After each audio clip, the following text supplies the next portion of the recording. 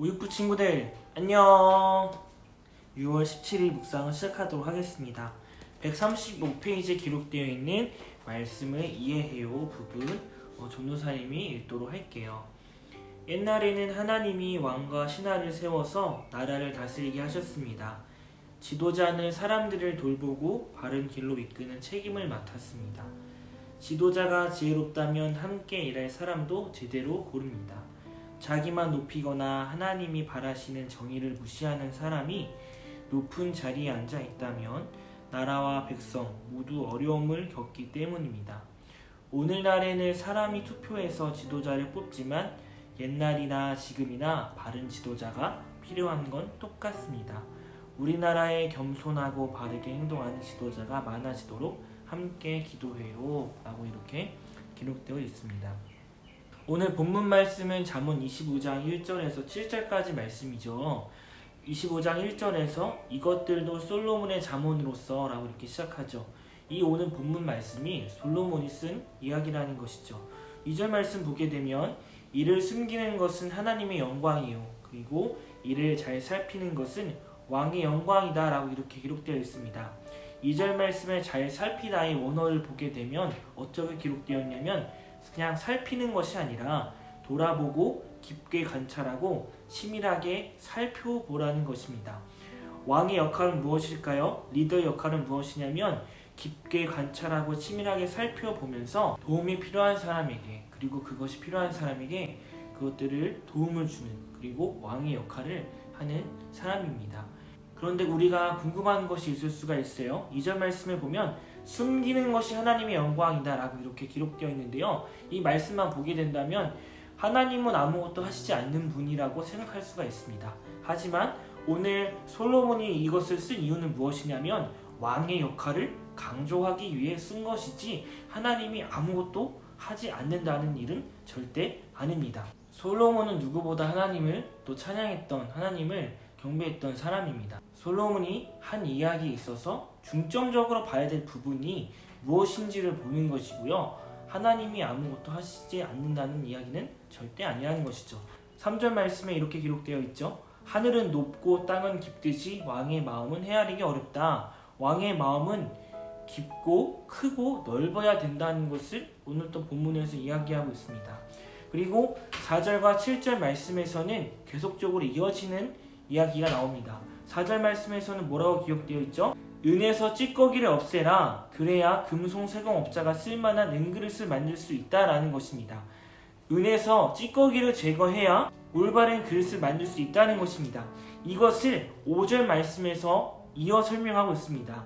5절 말씀에서는 왕 앞에서 악한 자를 없애라. 그러면 이를 통하여 왕위가 굳게 세워진다는 것입니다. 왕 앞에서 악한 자는 은의 찌꺼기와 같은 역할을 하는 것입니다. 은에서 찌꺼기가 없어져야 올바른 그릇, 깨끗한 그릇을 만들 수 있듯이 왕 앞에서 찌꺼기와 같은 악한 자를 없애야만 왕의 권위가 그리고 왕의 역할을 더 잘 감당할 수 있다는 것을 오늘 5절 말씀에서 이렇게 기록하고 있습니다. 이것이 6절, 7절 말씀에서도 이어지게 되는 것입니다. 6절, 7절 말씀 같이 한번 보도록 할게요.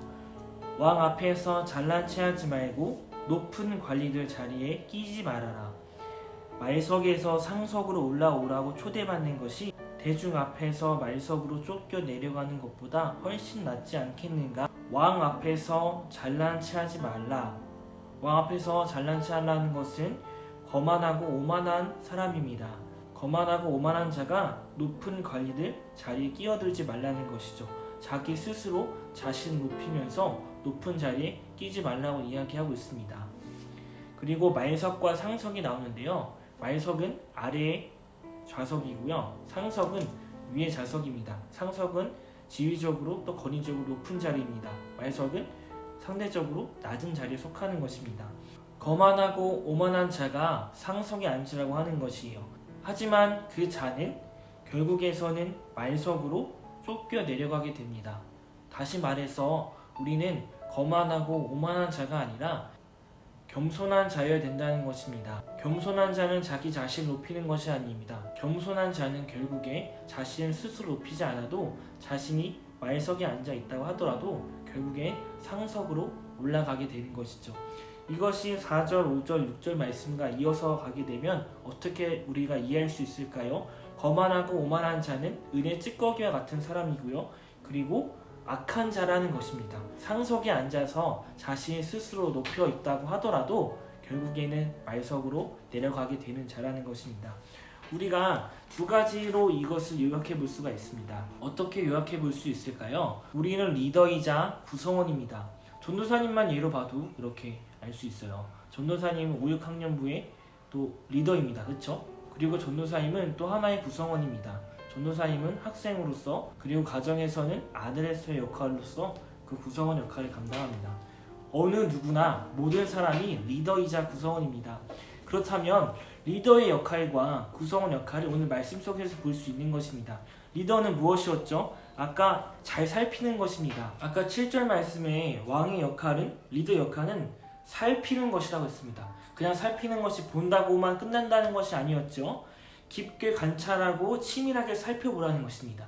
리더는 그래야 되는 것이고요. 그리고 거만한 자와 오만한 자를 곁에 두는 것이 아니라 겸손한 자를 곁에 두어야 되는 것이죠.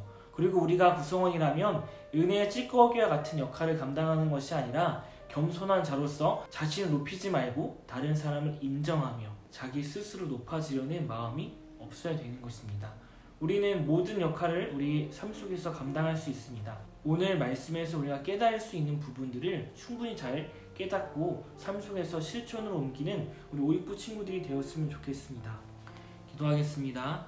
사랑의 하나님 감사합니다. 우리 오익부 친구들 하나님의 말씀을 잊어버리지 않고 말씀을 실천할 수 있는 우리 오익부 친구들 될 수 있도록 주님께서 인도하여 주시고 하나님의 자녀로서 세상에서의 빛과 소금의 역할을 감당하며 나아가는 우리 친구들 될 수 있도록 주님께서 인도하여 주시옵소서.